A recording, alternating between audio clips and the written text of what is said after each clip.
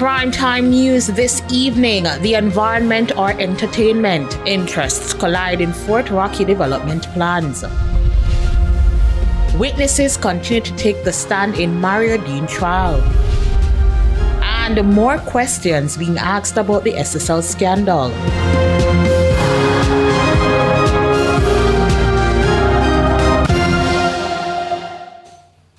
Good evening and welcome to Primetime News. A special welcome if you're watching on TVJ International in the Cayman Islands or online at onespotmedia.com. I'm Giovanni Dennis. And I'm Kalisha Williams with a preview of what's to come in the financial week. Here's Anthony Lugg.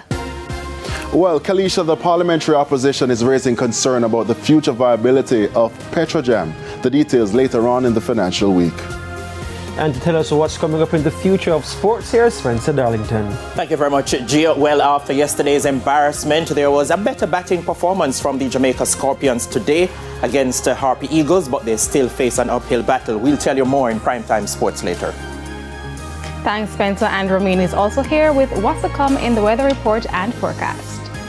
Thanks, Kalisha. Now, earlier today, we did have a frontal trough move through the general area. We did have some shower activity across sections of southern parishes. We also had some isolated showers affect sections of the northwest. That trough is expected to remain for this weekend. There's also sports commentary and E-Prime in this newscast, but before the break, the feedback question.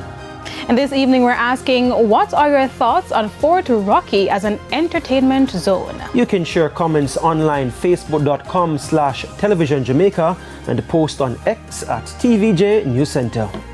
Please stay with us. Primetime News returns right after this break.